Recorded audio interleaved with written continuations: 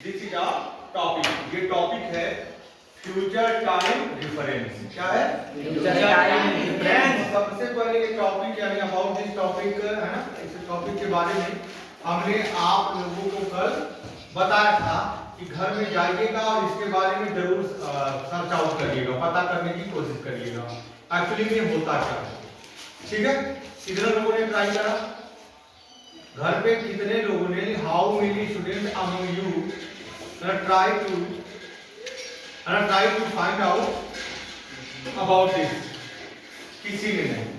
देखिए, जो भी आपको कहा जाता है ना, आप निश्चित रूप से आप उसके बारे में घर में पढ़ेंगे।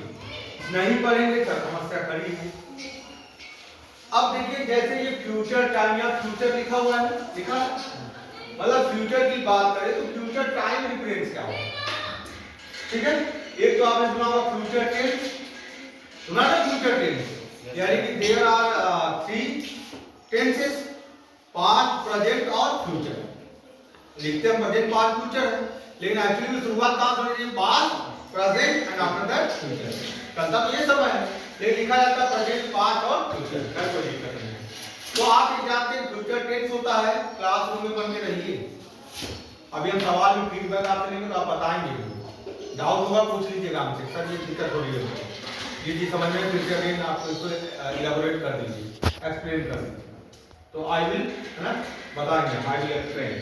तो देखो, एक तो आपका हो गया फ्यूचर टेंस, उसमें चार पार्ट्स हैं उसके, यानी every three kinds of tenses have four parts of it, यानी हर जो तीन टेंस हैं आपके उनके चार चार हिस्से हैं, चार चार पार्ट हैं। उसे फ्यूचर का भी है, simple future, future continuous, future perfect और फ्यूचर परफेक्ट कंटीन्यूअस। हो गए चार। अब हमको वो तो पढ़ना नहीं है, ठीक है, अब हमको पढ़ना है फ्यूचर टाइम रिफरेंस। अब इसका पहला पॉइंट है, द फर्स्ट पॉइंट इज, तो पहले आप थोड़ा सा लिख लीजिए, लिखिए विल एंड शैल, लिखिए will and shall are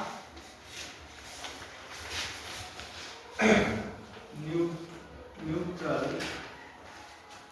in meaning, neutral in meaning. Will and shall are, बाद में लिखना है, will and shall बाद में लिखना, will and shall are neutral in meaning। ठीक है,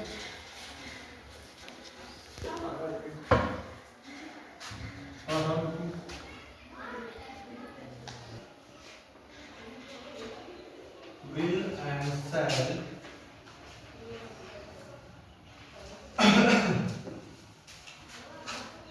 are used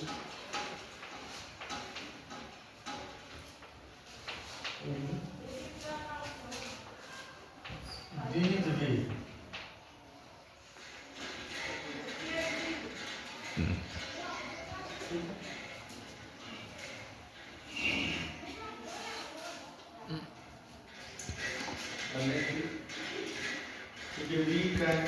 We can express, we can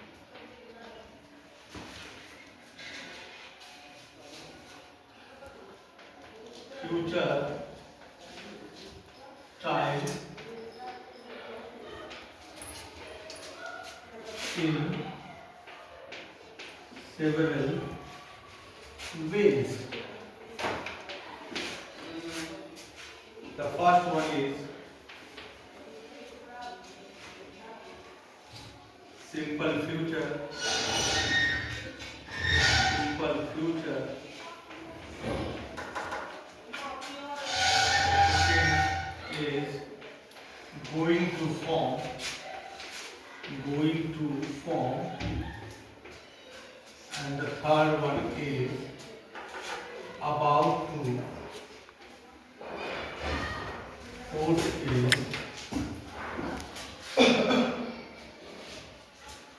simple present, simple present। Pay attention and listen to my words carefully। हमारी बातों को ध्यान से सुनिए। देखिए, यहाँ पे कुछ चीजें हमने लिखा, कुछ पॉइंट्स लिखे हैं, तो हम इसको हिंदी में थोड़ा बता दे रहे हैं।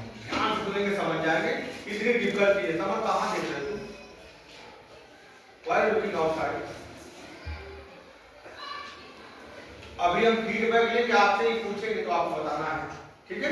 तो ये ध्यान सुनिए, कोई दिक्कत हो तुरंत पूछ लीजिए, कुछ नहीं करना। हमारा टॉपिक क्या है? This is our topic future time difference. तो यहाँ कहने का ये मतलब कि हम सिर्फ फ्यूचर टेंस नहीं पढ़ रहे हैं, हम रिफरेंस पढ़ रहे हैं। फ्यूचर टाइम का क्या डिफरेंस है, संदर्भ क्या है। पहला पॉइंट में लिखा तो आपको पता है ना, will and shall. Will and shall ये हेल्पिंग वर्ब होती है ना फ्यूचर की। जैसे सिंपल फ्यूचर की विल शैल होती है, फ्यूचर कंटीन्यूअस की विल बी शैल भी होती है, फ्यूचर परफेक्ट की will be will have shall have होती है, फ्यूचर परफेक्ट कंटीन्यूअस की will have been shall have भी होती है।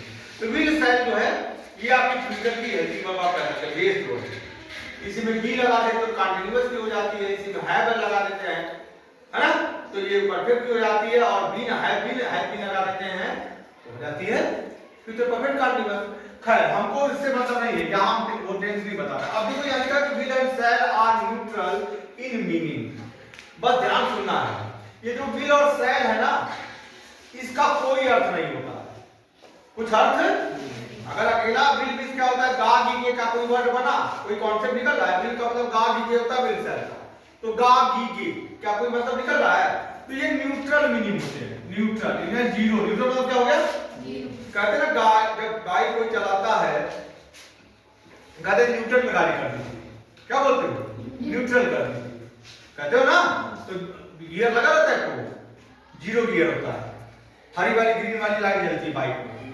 जैसे एक गियर आप डालते हैं तब गाड़ी आगे बढ़ती है, न्यूट्रल गाड़ी आगे बढ़ेगी, कितना भी से डालो नहीं बढ़ेगी। तो बस इतना समझिए कि इनका कोई अर्थ नहीं होता, मतलब जीरो होते हैं।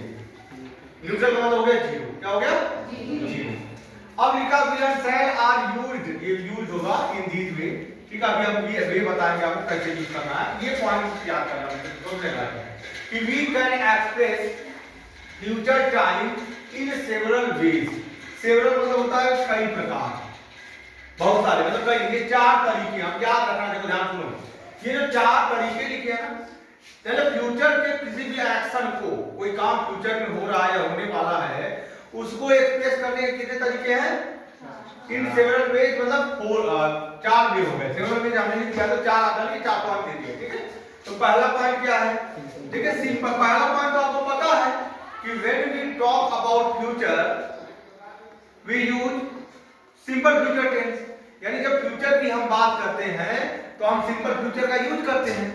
जैसे हम कहें वह डॉक्टर बनेगा तो he will be a doctor, वह आगरा जाएगा तो he will go to Agra, मतलब ये फ्यूचर की बात है, अभी तो नहीं जा रहा ना वो, आगरा जाने का काम कब होगा, यानी going action will happen in the future. हम कहें वह आगरा जाएगा तो वह आगरा अभी जा रहा है क्या, यानी कि he will go to Agra in coming time, यानी आने वाले समय में वो आगरा जाएगा। कब जाएगा, आने वाले समय में आगरा जाएगा। अब देखो ध्यान से, तो पहला तरीका तो यह हो गया कि सिंपल फ्यूचर का यूज करके हम सिंपल की बात करते हैं। पहला तरीका ये हो गया कि खुद विल शैल बताएंगे, यानी कि जैसे मैं वह आगरा जाएगा, वह आगरा जाएगा, मान लीजिए वह आगरा जाएगा, वह आगरा जाएगा, हमने लिख दिया, क्या ट्रांसलेट होगा, he will go to Agra. यही तो हुआ, मतलब ये काम कब होगा, जाने वाला, फ्यूचर में होगा ना, कब होगा, फ्यूचर में होगा, डेफिनेटली फ्यूचर में होगा। तो ये फ्यूचर में जो जाने वाला काम हो रहा है उसको दिखाने के लिए क्या लगा, विल लगा, क्या लगा है, मैं आगरा जाऊंगा तो आई विल हो जाता, आई शैल हो जाता, ठीक है। तो यानी कि विल और शैल का यूज हम करते हैं फ्यूचर के काम को दिखाने के लिए। यह एक तरीका से लिखा है, ये तो आप जानते हैं, ये जानते हैं, सिंपल फ्यूचर आपने पढ़ा है तो you must know about this, तो आप इसके बारे में जानते हैं। चलिए तो ये हो गया ना।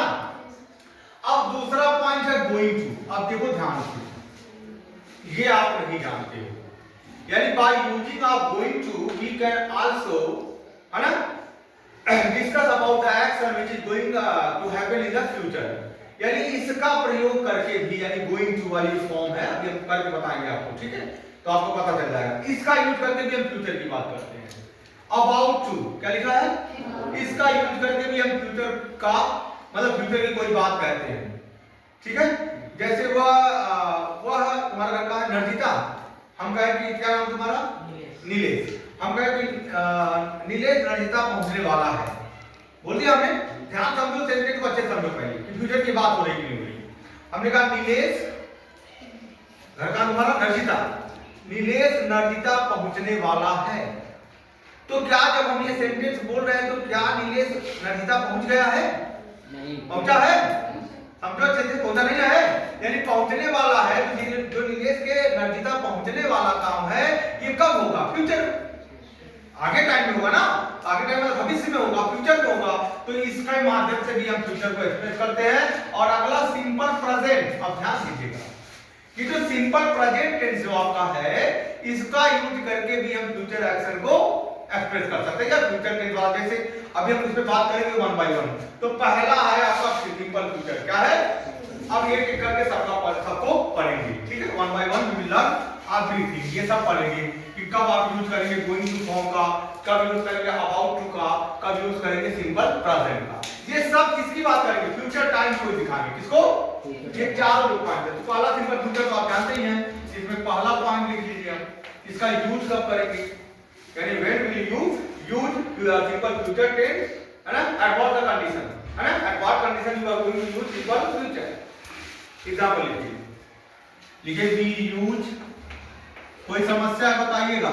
We use simple future, we use simple future for the action which can't be, which cannot कर लीजिए, can't भी कर सकते हो, ठीक है? which cannot be controlled, which cannot be controlled। Hindi में लिखना चाहो तो लिख लो। अब एग्जाम्पल ले लो, हम एग्जाम्पल यहां ले रहे हैं, ठीक है? ज्यादा हिल डुलेगा, हो गया? अब समझिएगा ध्यान से अच्छे से, pay attention and listen to my words carefully. पहले समझ लीजिए, इसको समझिए फिर लिखिएगा, नोट डाउन बाद में करिएगा, ठीक है? At first you must try to understand, है ना? Your concept must be clear, ठीक है? तो सबसे पहले तो आपको सीखना पड़ेगा कि क्या आप पढ़ा रहे हैं, किस टॉपिक पे बात हो रही है, ठीक है? तो ये हमने कहा देखो, तो मतलब फ्यूचर जो टाइम है, जो फ्यूचर वाले काम होते हैं, ठीक है? तो उनको ना जिनके अंदर हिंदी में गा भी लिया है, उनको चार तरह से मिल सकते हैं। तो सिंपल फ्यूचर लेके मिल सकते के साथ, जैसे वो जाएगा, अब वो आगरा जाएगा, हमने लिखा था he will go to Agra, will लगाया था। दूसरा तरीका गोइंग टू का यूज करके भी हम लिखते हैं, अबाउट टू का भी यूज करते हैं और सिंपल प्रेजेंट का भी करते हैं। One by one will learn about that, ठीक है? तो अब लिखा है पहली कंडीशन क्या है कि सिंपल फ्यूचर का हम यूज कब करेंगे? At what condition we are going to use our simple future tense, क्या कंडीशन है? ये पहली कंडीशन है, ध्यान सुनिएगा। लिखा है वी यूज, यानी हम प्रयोग करते हैं सिंपल फ्यूचर, किसका? सिंपल फ्यूचर का, यानी हम सिंपल फ्यूचर का प्रयोग करते हैं फॉर द एक्शन, उन कार्यों के लिए या उन काम के लिए, ठीक है? विच मतलब जो, कैन नॉट बी, या जिन्हें कैन नॉट बी कंट्रोल्ड, जिन्हें नियंत्रित नहीं किया जा सकता। कंट्रोल मतलब क्या होता है? किसी चीज को काबू में लाना, किसी चीज पर नियंत्रण पाना। मतलब पहला यूज है आपका, यानी simple future, this is the first condition at what you are going to use simple future. तो सिंपल फ्यूचर का ऐसे कब यूज करें? पहली कंडीशन क्या हो गई? हमने लिखा कि हम सिंपल फ्यूचर का यूज उन कार्यों के लिए करते हैं जिनको हम कंट्रोल नहीं कर सकते, जिनको हम कंट्रोल नहीं करते। तो लेट्स हैव सम एग्जांपल, कुछ एग्जांपल लेंगे। जैसे हम कहें कि अब जब हम हिंदी में लिख के आपको ट्रांसलेट करके समझाते हैं, समझिएगा। हम लिखा अगले वर्ष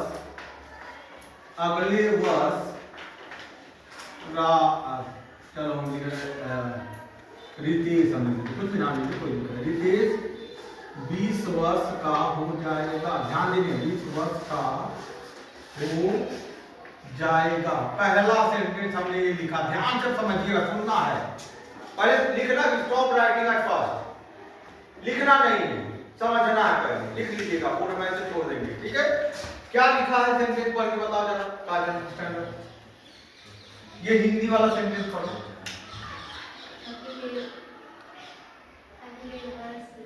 अगले वर्ष रितेश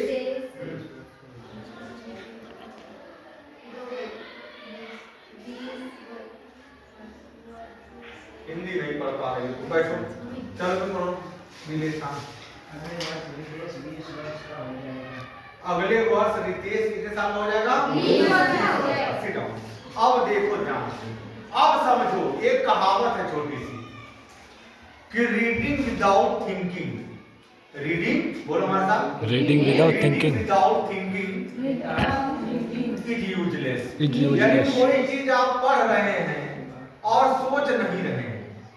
अब जैसे इसको पढ़ लिया तो ये सिर्फ हिंदी पढ़ लेना मात्र से आप 10th स्टैंडर्ड में पहुंच रहे हैं, ठीक है, अब इस टाइम पहुंच गए, एग्जाम आपके हो गए एग्जाम, ठीक है, तो 1 अप्रैल को आपको नोट भी हो जाएंगे। लिखा अगले वर्ष रितेश 20 वर्ष का हो जाएगा।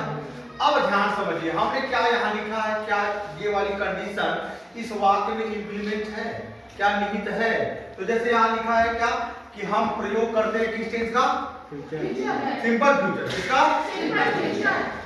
उन कार्यों के लिए जिन्हें हम कंट्रोल नहीं कर सकते, उन कार्यों के लिए जिन्हें हम कंट्रोल नहीं कर सकते। कहाँ देख रहे हो? ठीक है, जिन्हें हम कंट्रोल यानी नियंत्रित, कंट्रोल मतलब क्या होता है? नियंत्रित करना। क्या होता है? यानी कंट्रोल नहीं कर सकते, नियंत्रित नहीं कर सकते। अब ये ध्यान समझना, अब सेंटेंस देखो इंप्लीमेंट है कि नहीं, क्या इसमें कोई ऐसा काम हो रहा है जिसे हम रोक नहीं सकते, या जिसे हम नियंत्रित नहीं कर सकते, जिसे हम कंट्रोल नहीं कर सकते? पढ़िए क्या काम हो रहा है इसमें? वह 20 वर्ष का। क्या काम हो रहा है? नहीं पता, पढ़ो ध्यान से, कुछ तो काम होगा, कुछ काम हो रहा है या होगा? कौन बता देगा आपका क्या काम हो रहा है या होने वाला है या होगा? कमर बाबू तुम कोई होगा और कोई बताए? कोई बताएगा? एक्शन का काम क्या है? अरे उम्र बढ़ वर्ष रही काम है, 20 वर्ष काम है, तो टाइम है ना। इसमें काम हो रहा है 20 साल के होने का। क्या होगा? 20 साल के होने का, ठीक है, 20 साल के होने का। और होना का अंग्रेजी क्या होती है? बी। क्या होती है? बी। और बी को हम कंप्लीट लिखते हैं तो बी कम हो जाता है। क्या हो जाता है? बी कम। देखो ध्यान से, बी कम, बी मतलब बीकॉम। देखो ध्यान से समझो। अब ये कंट्रोल है कि ये जो काम हो रहा है 20 साल के होने का, इसमें क्या काम हो रहा है? 20 साल के होने का। और ये 20 साल का काम जो हो रहा है, क्या रितेश का इस वाले काम पर कंट्रोल होगा? जैसे मान लीजिए कि हमारी उम्र 20 साल है, सपोज है हमारी उम्र 20 साल का है, 20 साल है, और हम कह रहे हैं 19 साल है, और हम ये कह रहे हैं कि अगले वर्ष मैं 20 का हो जाऊंगा, 20 साल का हो जाऊंगा। हम नहीं चाहते, मान लो हम नहीं चाहते, हमारी इच्छा नहीं है, हम चाहते कि हम 19 के बने रहें, हम 20 साल हमारी उम्र ना हो, तो क्या हम कंट्रोल कर पाएंगे? 19 के बने रहेंगे, अगले साल ऑटोमेटिकली हम 20 साल के हो जाएंगे। समझ पा रहे हो क्या बताना चाह रहे हैं? तो ये जो 20 साल के होने का जो काम है, क्या इसे हम कंट्रोल कर सकते हैं? नहीं ना। क्या रितेश कंट्रोल कर सकता है? ये जब कह रहा है कि अगले साल मतलब वो 19 साल में है, कब है रितेश? 19 साल में। जब ये बोलेगा हम कह रहे हैं कि अगले साल नीलेश 20 साल का हो जाएगा, तो मतलब ये 19 साल का है। इस साल किस साल कितने साल का है? और अगले साल कितने का हो जाएगा? 1 प्लस हो जाएगा, 1 साल के 1 ईयर प्लस होगा, 20 साल का। तो क्या अगर नीलेश ये चाहे कि मैं 19 का बना रहा हूँ, 20 साल का ना हूँ, तो क्या ये कंट्रोल कर पाएगा टाइम को? नहीं कर पाएगा। तो वही हमने लिखा है कि we use simple future for the action which cannot be controlled। यानी हम उन घटनाओं के लिए, उन एक्शंस के लिए यूज करते हैं इसका विलियसन या सिंपल फ्यूचर का, जिनमें हमारा कोई नियंत्रण ना हो। अब देखो, अब लिखेंगे, हम लिखेंगे रितेश। कर्ता इसमें कौन है? रितेश। इस साल कौन होगा? रितेश ना। सबसे पहले सब्जेक्ट लिख देंगे। कर्ता पहले लिखा जाता है in the most of the conditions. इसमें सब्जेक्ट कौन है? रितेश। तो 20 साल के होने काम कौन करेगा? इधर ये करेगा ना, बस हलेगा अच्छी क्रिया वाला है कांसेप्ट। तो जाएगा Ritesh will 20 years will be. क्या हो जाएगा? बी क्यों आया है? विल को हेल्पिंग वर्ब है ना। विल क्या है? Will is helping verb. Simple future में टेंस डिसाइड किया क्या है? विल या सर। तो विल क्या है? हेल्पिंग वर्ब है। तो मुख्य है कि साइलेंट। तो जो विल और साइलेंट हेल्पिंग वर्ब है, तो विल साइलेंट के साथ वर्ब की कौन सी फॉर्म आती है? First. Which form of the verb is used with will or shall? कौन फॉर्म? Definitely first form. अच्छा ये बताओ, तो फर्स्ट फॉर्म कहाँ है? इसमें वर्ब होने का काम हो रहा है। होना के लिए क्या होती है? बी या बिकम। तो बीकम का इन शॉर्ट हम बी लिखते हैं। क्या लिखते हैं? तो हो गया, ये वर्ब की फर्स्ट फॉर्म है, याद रखना। रितेश विल बी, अब कितने साल का हो रहा वो? 20, यानी 20 साल हो गया। रितेश विल बी 20 अगले वर्ष का मतलब नेक्स्ट ईयर। क्या हो जाएगा? नेक्स्ट यानी अगले वर्ष रितेश कितने साल का हो जाएगा? ये हो गया। अच्छा ये बताओ, future continuous future indefinite cycle क्या होती है? क्या होती है? फ्यूचर इंडेफिनिट की साइकिल क्या होती है? विल शैल होती है ना।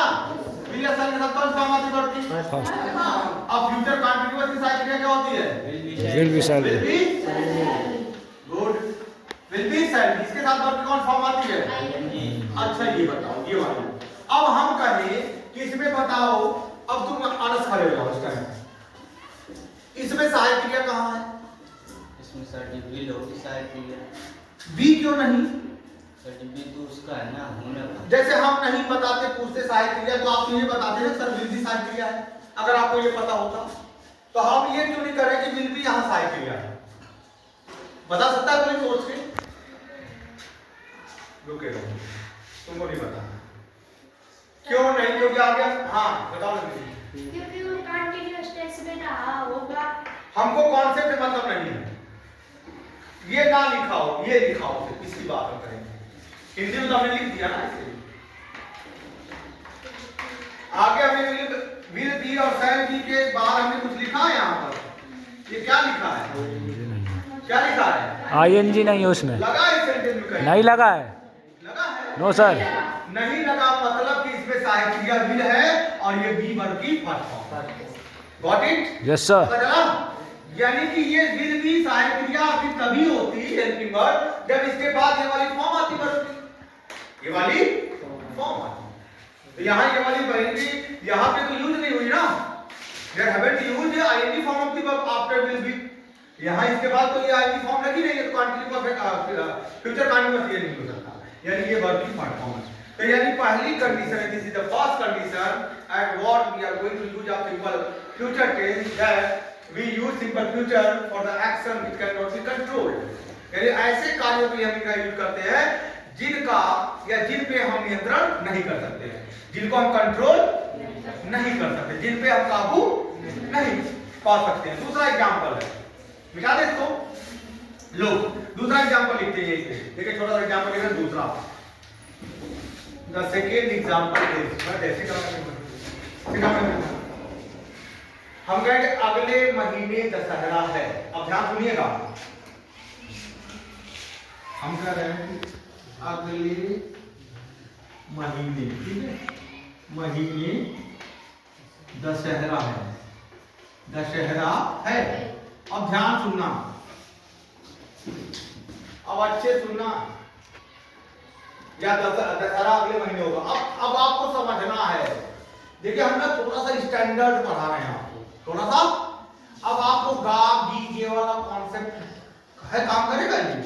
अब आपको सेंटेंस की तह में जाना होगा। तह समझ रहे हो ना? थोड़ा अंदर जाना होगा, कॉन्सेप्ट समझना होगा। जैसे लिखा अगले महीने दशहरा है, इसको कैसे लिखेंगे? गलत हो जाएगा ना, ई यूज लगा देंगे। ध्यान समझो, हम कह रहे हैं आपसे कह रहे हैं, आपसे मेरी बात, इसको लिखना छोड़ दीजिए कि लिखा है। अब सुनिए हमारी बात। जैसे हम कह रहे हैं आपसे कि अगले महीने दशहरा है, तो जो दशहरा जो पढ़ने वाला है अगला महीने वाला आगे है। जैसे ये कौन सा महीना चल रहा है? This is the month of February. तो मान फरवरी में हम कह रहे हैं, तो अगले महीने कौन सा महीना? मार्च है। तो मार्च तो फ्यूचर है ना, यानी ये टेंस ऑफ सिंपल प्रेजेंट नहीं है, ये फ्यूचर है। ये कौन सा है? हालांकि का आगे की नहीं लगा है। पहला पॉइंट। तो ऐसे सेंटेंस को आपको you will have to identify this kind of sentences आपको पहचानना पड़ेगा। अब थोड़ा सा ये ट्रांसलेशन का एक मीडियम माध्यम है, आपको समझना पड़ेगा। हालांकि का आगे की नहीं लगा है, लेकिन ये फ्यूचर है, कॉन्सेप्ट आप देख लीजिए। जैसे हम अभी कह रहे हैं ना कि अगले महीने दशहरा है, तो अक्टूबर में दशहरा मान लीजिए। तो यानी हम सितंबर की बात कर रहे हैं, सितंबर के बाद आपसे कर रहे हैं कि अगले महीने दशहरा तो अक्टूबर में होगा। तो अक्टूबर कब आएगा? फ्यूचर में, यानी ये फ्यूचर की बात हो रही है। हालांकि आगे की नहीं लगा है। अच्छा ये बताओ, हम नहीं चाहते कि अगले महीने दशहरा हो अक्टूबर में, हम चाह रहे हैं कि जनवरी में हो, कंट्रोल हो जाएगा? कर पाओगे? पहले कंडीशन वही लिखी है कि हम सिंपल फ्यूचर टेंस का यूज करते हैं उन एक्शंस के लिए, उन कार्यों के लिए जिनको हम कंट्रोल नहीं कर सकते, जिनको हम नियंत्रित नहीं कर सकते। इसका ट्रांसलेट होगा इट से शुरू होगा। किससे? क्यों इट से? जब हम समय की बात करते हैं, जब हम दिन की बात करते हैं, जब हम मौसम की बात करते हैं, जब हम ऋतु की बात करते हैं, है ना, दिन की बात करते हैं, तो इट का, ठीक है, तो हो जाएगा इट विल बी। क्या हो जाएगा? इज लिख देंगे, गलत हो जाएगा, समझो। बी क्या है? होने के लिए। है मतलब होगा, है मतलब क्या है? है का मतलब क्या है? होगा, फ्यूचर में। तो जाएगा it will be, it will be Dussehra, ठीक है, Dussehra, it will be Dussehra. क्या हो जाएगा? अगले महीने ना, नेक्स्ट मंथ। क्या हो जाएगा? अगले महीने दशहरा है, it will be Dussehra next month. अगले महीने क्या होगा? दशहरा होगा। ये दशहरा है। आप लोग बोलते हैं दशहरा कब है? अगले महीने है ना? हम कहें कि हम कहते हैं 20 तारीख को दशहरा है। आज कितनी तारीख है? मान लो अक्टूबर का महीना चला था, होता है आज 3 तारीख है, आज 13 है ना, 13 अप्रैल 13 तारीख है, हम कह रहे हैं 20 तारीख को दशहरा है। हमने कहा क्या? आज कितनी तारीख है? आज 13 है ना, यानी 13 तारीख है। ये बात हम कह रहे हैं आपको, मान लीजिए अक्टूबर का महीना, सपोज दैट आज 13 तारीख मान लीजिए अक्टूबर का महीना है, ठीक है, ठीक। आज हम आपसे कह रहे हैं कि 20 तारीख को दशहरा है। आपको पता है कि अक्टूबर का महीना चल रहा है, आज 13 तारीख है, तो 20 तारीख को दशहरा है। इसमें 7 जोड़ेंगे कितना हो जाएगा? 20। और ये जो 20 तारीख आने वाली 20 है ना, फ्यूचर वाली 20 है ना, ठीक है। अगर हम ये कहते हैं कि 20 तारीख को दशहरा था, या हम कहते हैं 5 तारीख को दशहरा था, आज 3 तारीख, 13 है, हम कहते 5 तारीख को दशहरा था, तो 5 तो बीता हुआ हो गया ना, 5 हो गया। हम कहे आज दशहरा है, 13 तारीख को दशहरा है, आज दशहरा अगर है, हम कहे आज दशहरा है, तो ये प्रेजेंट हो गया। अब हम आज 13 तारीख है, अब कह रहे हैं 20 तारीख को दशहरा है, तो ये समझिए आने वाली टाइम है ना 20 तारीख, फ्यूचर क्या है।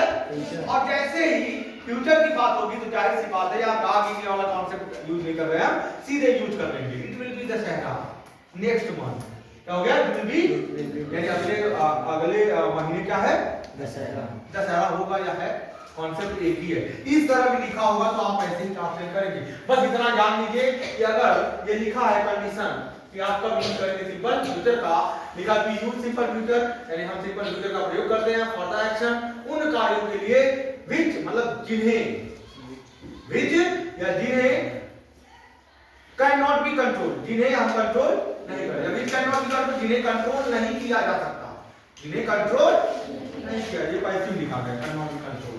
देखो ये कैन के साथ थर्ड फॉर्म आती है, और कैन के साथ बी लगा है और बी के साथ लगी वर्ब की थर्ड फॉर्म। जैसे हम कहें कि I can lift this ball, I can, can can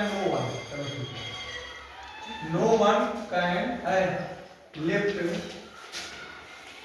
this box, इस बॉक्स को कोई नहीं उठा सकता, तो हो जाएगा दिस